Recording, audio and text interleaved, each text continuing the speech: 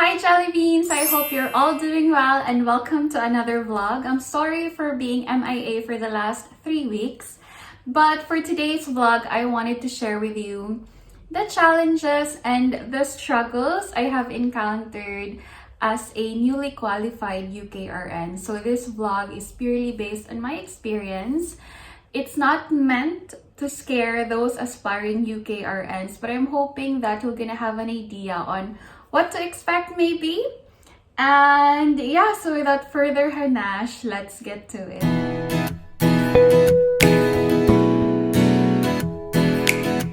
Alright, so the number one on my list of struggles is for the first few months actually, I have challenged with communicating and speaking to the medical team, may it be the sister in charge, the doctors, most especially the consultants, the surgeons, para bang I was so embarrassed on what to ask or if I'm gonna be asking the wrong questions, parang they would think na wala akong alam. No, para bang ganon, like I was so hard on myself on not making a mistake.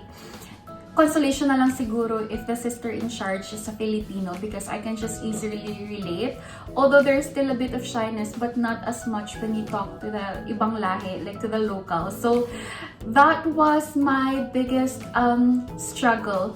And it took me a lot of effort to overcome that. And up until to this day, I would still pray for courage na I would be able to speak on my patient's behalf because, you know, as a nurse, we are the patient's advocate. So every duty, every day is an opportunity for me to be better with my communication skills.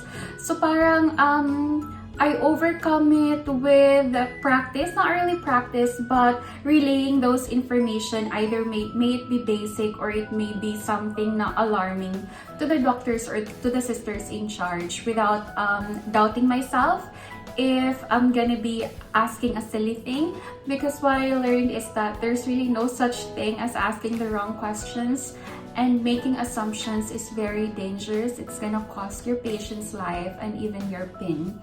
So now, actually, we have newly qualified UKRNs in the unit as well, na para bang when they ask me of an advice or they ask me of something, and I would tell them it's better to speak to the doctors or to sister in charge about it.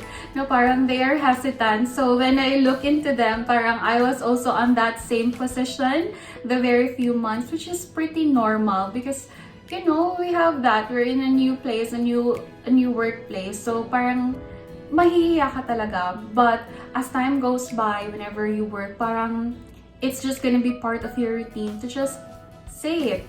As long as your patient is safe and as long as you're not harming your patient, and the best thing is to get home with peace of mind. That's the best thing, really. The second struggle that I have encountered was the need to belong. I am a very introvert person na I enjoy my own company, my own space, and this job, this profession is a complete opposite of that. This job entails so much with dealing of people, may it be the patient or your colleagues, and encountering different personalities along the way. Some personalities I love and some personalities I don't. It's just that. And so I really struggled with blending in and fitting in. Na para bang there would be days na I would go home feeling sad and depressed because I just don't feel welcome at all. I would question myself if there's something wrong or if my personality is not really likable. Na, yeah, I would try and force so much to belong, pero parang there's really something off about it. So, it took a lot of months really na parang na-depress ako until this someone approached me and asked me if how am I adjusting in the unit. And so I was totally honest about it. I said na I'm not really okay. Para bang I feel na I'm not welcome and I don't belong here. And what she said really parang astounded me. She just said na the people here don't come to blend in, to belong. The people came here to work, to earn money. And that's the basic expectation from you too. You just come here you do your work, you go home, no attachments, that's it. It was very brutal, but it was the advice I needed the most for the longest period na parang I was feeling all this emotion. And that was just what I needed to hear. It may sound harsh, but it really made a huge difference with my mental and emotional health. I realized now I don't really have to force myself to fit in, to change my personality to their liking, because this is just me. At the end of the day, I came here to work to make sure na I do no harm, to make sure that my patient is okay. As long as I treat every person with respect and kindness, that's it. And then I go home to a place where I really belong and that my heart is happy. The other struggle that took me a while to overcome was accepting and handling criticisms. Human as we are, when somebody tries to point out our mistakes, we get easily hurt, or when somebody gives us a feedback on the things that we're not good at, parang we get so emotional, which is very normal. But for me, I'm a very sensitive person, so when these things happen, parang I would be depressed and sad. I would break down easily, and I would question myself, no, I'm not really good enough, I'm not smart enough, I'm not this and that. And you know what? I was able to overcome this struggle with gratefulness.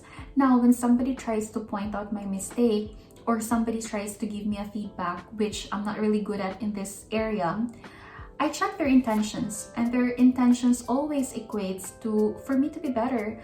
They're just looking out for me to improve onto my skills. And to be honest, I began to accept na I'm a work in progress.